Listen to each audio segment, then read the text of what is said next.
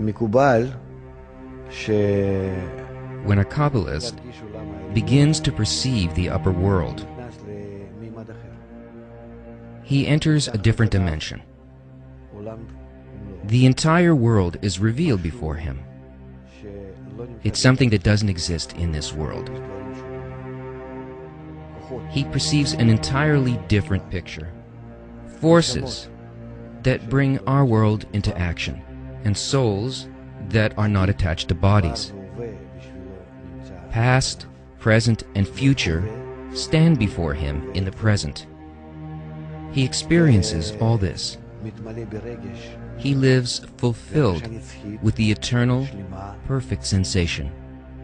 He feels that he encompasses the whole of the universe.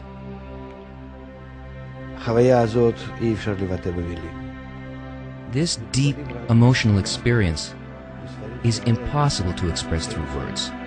In the books of the Kabbalists, they only advise us on how to attain such an impression, such a sensation, and the discovery of this reality.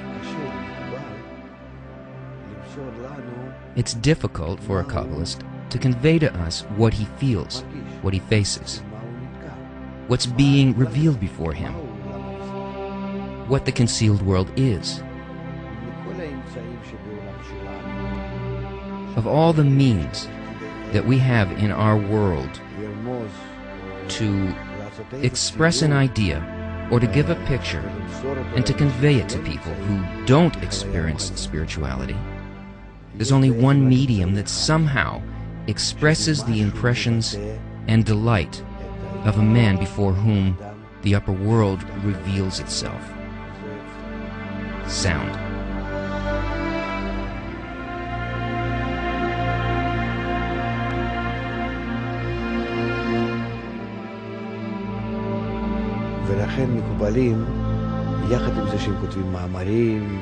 This is why Kabbalists, in addition to writing articles and very difficult material, also write songs and melodies.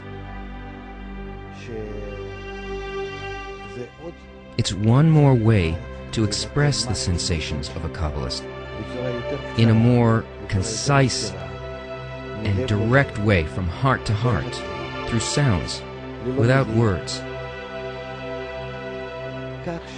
so that these sounds would enter our heart and change us in some way, somehow tuning us into perceiving the upper world. There's a soul in each one of us. The soul of a Kabbalist resembles a musical instrument that already plays properly and feels properly, similar to King David's violin or harp. This is the inner key of a Kabbalist soul, inside which he feels reality in a certain way and can express it through sounds. That's why King David was able to write a book of Psalms for us that's fully composed of the impressions of the upper world.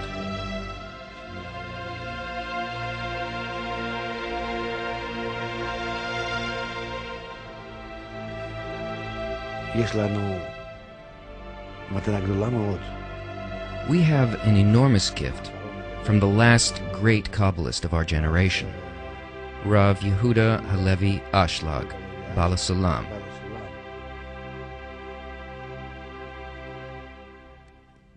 By listening to these melodies, we come closer to the true sensation of the upper reality, spirituality.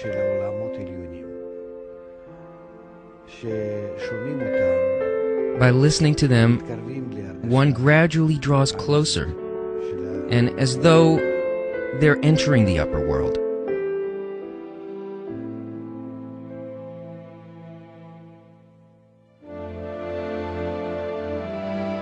However, for every person, regardless of how much he knows and how long he or she has been studying Kabbalah, the sounds are the shortest, most direct, and the simplest means for experiencing something from the spiritual.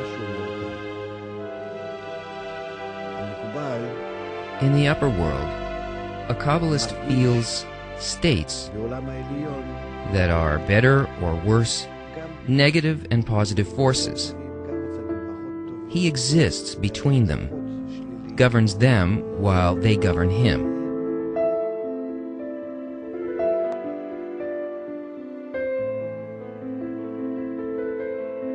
It's really similar to what we feel in this world. A Kabbalist expresses all these states through melodies. This is why there are seemingly sad melodies and there are more joyful ones. But in reality, this is how we hear them. A Kabbalist who listens to this melody and senses the pictures that it awakens feels only excitement. These sounds may seem sorrowful. A melody may be sad, but in reality, it's not. It's full of excitement, and it sounds sad only to our ear. It sounds to us as if a person who wrote it lacks something. And that's so because in our world we use letters, notes, lacks of fulfillment, kalim, and not the light that fills them. We feel only the kalim and not the lights. Nevertheless, when one listens to this music, he slowly approaches the state in which these kalim are being filled with the light. And he will then feel the same inner experience that a Kabbalist feels.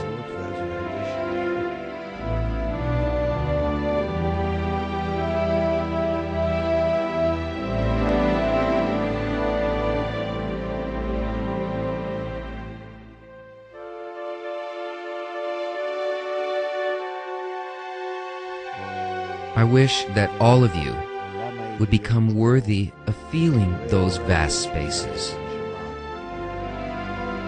the sensations of the entire upper world, the Creator, the upper light that fills the soul, our collective Kli.